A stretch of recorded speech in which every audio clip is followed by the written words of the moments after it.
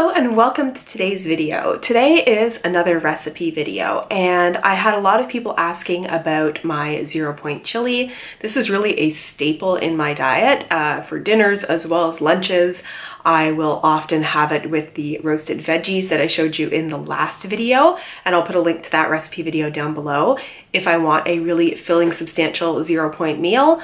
Or I will have it with something with points on the side. Often my go-to is 2 toasted pieces of the Weight Watchers bread or something similar, so it's low points, with some Laughing Cow cheese spread on top, and then a couple of scrambled eggs and maybe some salsa or some sriracha.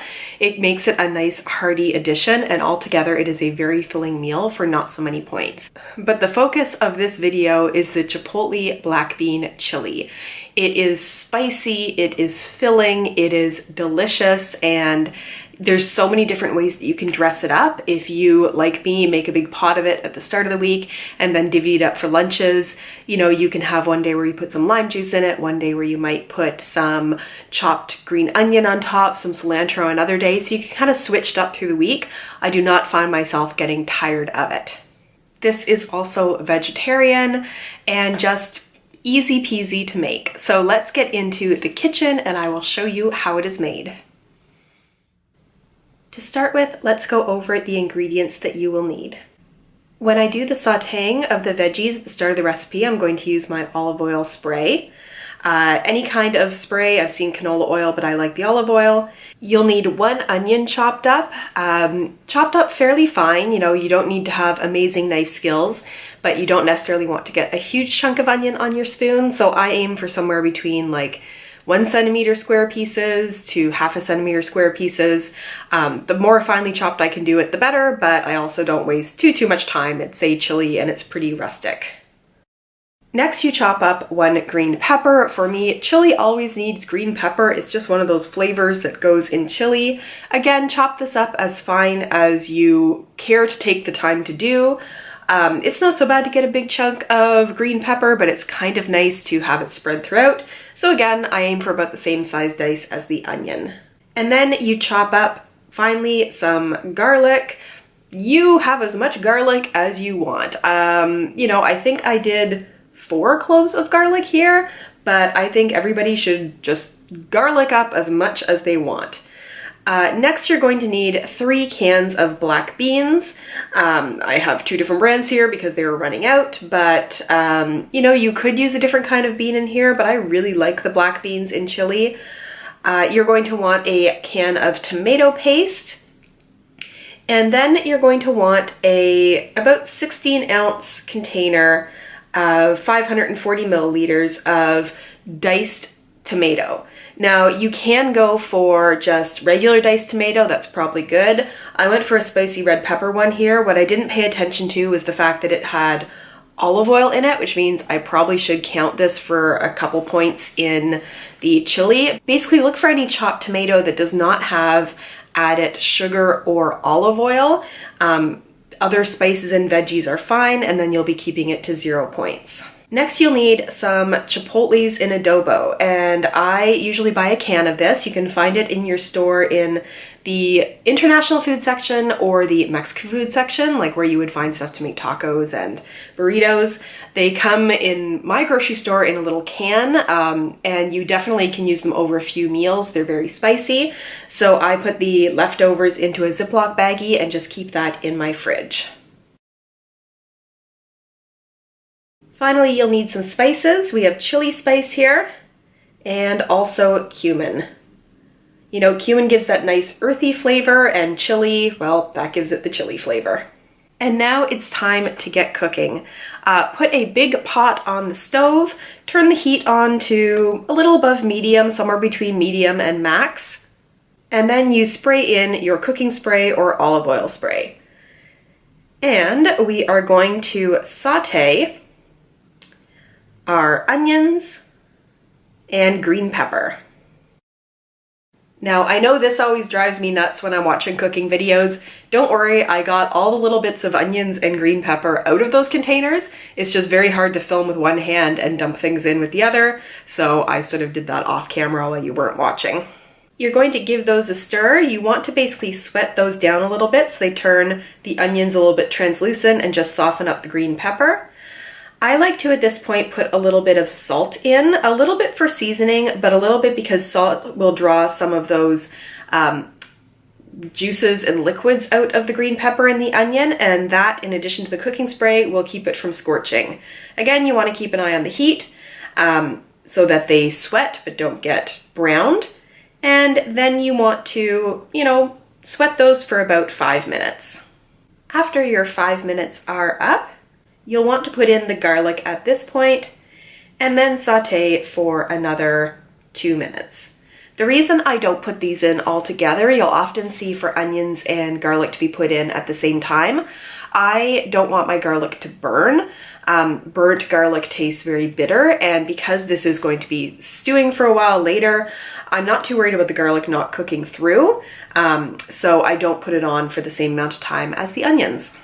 After the 2 minutes is up, we are now going to put in the spices. So I tend to do this by eye, but I'll usually put in about 2 tablespoons of chili powder and then about 1 tablespoon of cumin. Now, you might think it's odd that I add the spices at this point, but basically it helps to let your spices sort of get directly on that heat for a little bit.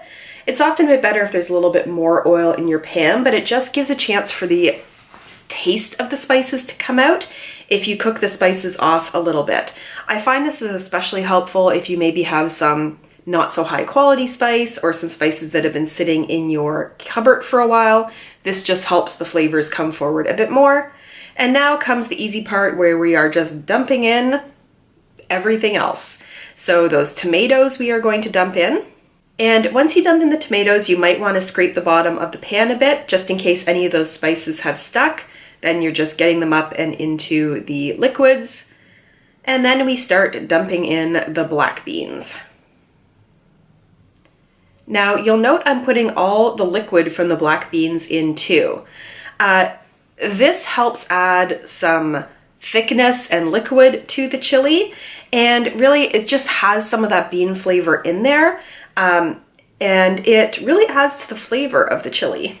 You're going to put in the entire can of tomato paste, and once again I'm trying to do this with one hand, so not much is coming out, but I do scrape out all of what is in there and get it into the chili. This also provides a deepness of flavor or a depth of flavor, and also helps give a little bit of thickness to the chili as well.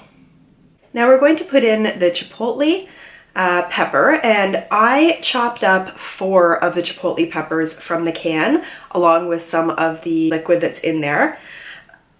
This is pretty spicy, this amount. This will make your mouth tingle. I like it that way. I like a bit of spice, but if you're just starting out, you just might want to chop up very finely, I should add. You don't want to get a big chunk of this. Maybe 1 pepper to start with, and see how that flavors it. You can always sprinkle on some hot sauce, season it a little bit in the bowl when you're eating it. It's easier to make things more spicy than less, but I really like this amount. I will say when I am chopping these, I try not to touch them. I use a fork and a knife to chop them up, and if you do touch them, just wash your hands very well. I add some salt at this point. That is up to you. I like to season. It's also possible to again season at the end so that you can maybe add a little bit less if you're concerned about salt. So there we go. You give it a stir, bring it up to a boil, and then drop the temperature down to low, and you're going to simmer that for a minimum of 15 minutes. But, if you're making this an hour ahead of when you want to eat it, the longer you let it simmer on low for, the more the flavors are going to merge, the more delicious it's going to be. So 15-minute minimum, but the longer is better with this, and even the more it sits in your fridge as leftovers, those flavors will also start to come together even more. And there is your finished Chipotle black bean chili. It is spicy, it is smoky, it is filling, and just delicious, and all you need to do now is plate it and eat it. I tend to make it on the spicier side so that when I serve it, I put a couple of tablespoons of 0% Greek yogurt, just plain Greek yogurt into it, again for 0 points, and it very much tastes like having sour cream mixed into it. As I said before, some chopped up green onion or some cilantro, a spritz of some lime juice, all of those are wonderful ways to dress it up. So I do hope you enjoyed this video. I promise I will get the technical parts of filming food videos figured out, but hopefully you enjoy this as much as I do. Let me know what I can do to make these videos better. Put it in the comments down below, or ask me any other questions. I would love to do another motivation or tips and tricks video about Weight Watchers Freestyle. I respond to every comment that I get, so if you do write, I will see it. I have a couple of other ideas of recipe videos for some delicious curries that are, you know, fairly low in points, and a few other things that I have up my sleeve. So thank you so much for joining me for this video, and I look forward to seeing you in my next one. Bye!